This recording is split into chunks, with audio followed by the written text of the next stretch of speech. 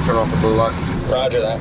Policing the ocean and waterways is a tough task. It's about high speed, big waves, and quick decisions in ever-changing conditions. It's a big difference on the water as opposed to land. You know, you're dealing with so many variables out here. Tactical Advantage Consultants, based in Miami, provides hands-on training for Marine Patrol officers. We have vessel operators taking down high-risk vessel threats, anti-terrorism tactics. The teachers, law enforcement veterans. Safety-wise, was picture perfect. You did a great job.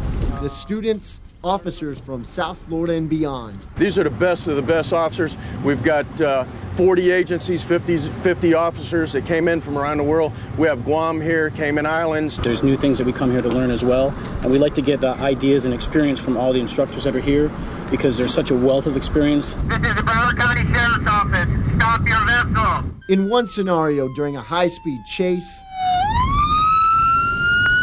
police must toss a small pipe bomb into a suspect's boat. They're going to deploy some chemical agents to affect the takedown. You're all under arrest. Then with guns drawn, carefully arrest and transfer the suspects to the police boat.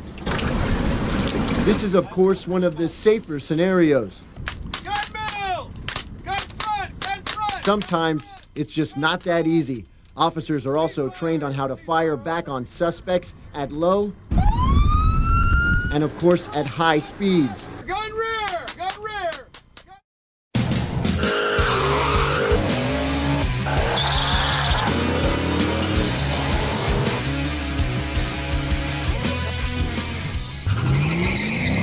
It's an adrenaline rush. Fastest car to the end wins.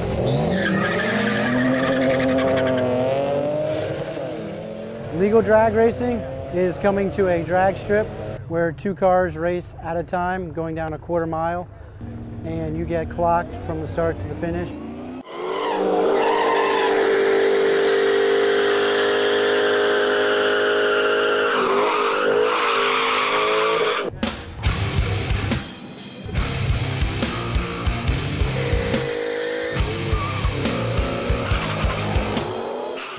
The drag strip is a very safe place. They have safety personnel on all times.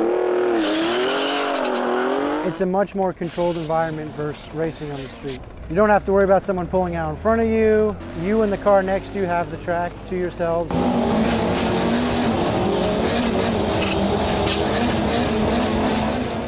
You have classes for amateurs, and then you have the comp classes for the professionals. So you're always racing against someone of equal ability. It's a great diversion from your everyday life. It's outstanding.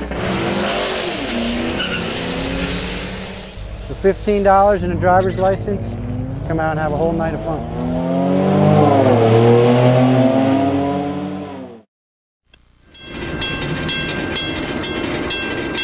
Above the water was probably 50 or 60 feet. Grasping onto a railing as you're caught on a bridge that starts to go up 20, then 30 feet, and you look down. I guess once the bridge started going up, you had to keep rising it because there was a ship coming through.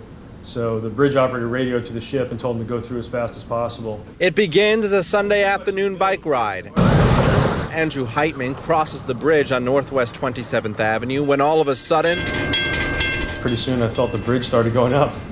So I didn't know what to do. I kind of got on the ground. Andrew has to hold on. At home, his wife, Jeanette, who is expecting their first child. In fact, she is overdue and could go into labor at any moment. I always worry when he goes in his bike because, you know, biking around the city is kind of dangerous. But he's here, and he's going to wear a little tag that has my name on it and my phone number at all times now. So the bridge starts to go up and up and up, and all of a sudden Andrew realizes he has to hold on to this portion right here while he's 50 feet above the water. In those few moments, all he could think about was his wife and his new baby-to-be. When the bridge started going up, I just got on the ground, and I was holding the bag with one hand and the bike with my feet. Yeah, and then the seat broke off.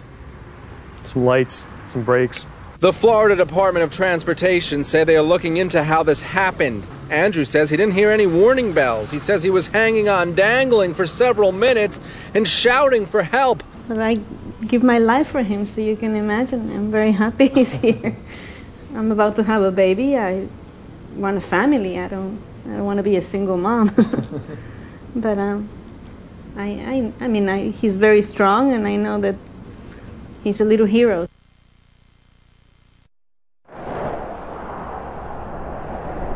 Folks are heading north on US 1. The mandatory evacuation for the Florida Keys is in effect. The wind's picking up pretty good, so they're going to take the boat out of the water.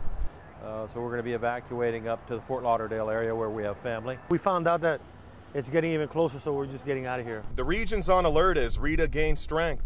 Some of the people that have been here and have been through a bad storm, they're going to leave. Some of them will stay because they think it's exciting. Nadine McLean manages the Windley Key Mobile Home and RV Park in Isla Mirada. She calls herself Patrol Woman. That's my job, to go around and tell people when there's some type of an emergency to be sure that they know about it. And then it's up to them to decide whether or not they want to act on it. There's a mandatory evacuation, so I'm coming around telling everyone, you know, so that everybody knows. Yes, ma'am. So I'm talking with Dennis right now as we speak. Okay, Dennis will be here to get you, I'm sure. Yes, ma'am. And the dog. And the dog. Okay. It's a tough job, but she has to do it. Good morning. Hi. You know there's a mandatory evacuation. The park sits just above sea level. The storm surge could be 3 to 6 feet. It's a very big concern for me because when Katrina came through, I had a surge on my porch that was over ankle deep. It's the water that's the big problem. And even though the storm is drawing near, some people aren't worried as of yet. You gonna evacuate? Only if it gets to be a bigger storm. Would you say that some people are just what my grandfather would call hard-headed, and why? Well, that's probably true, because some of them have never been through a hurricane. Some of them say, I'm tough and I can do this, not thinking about the consequences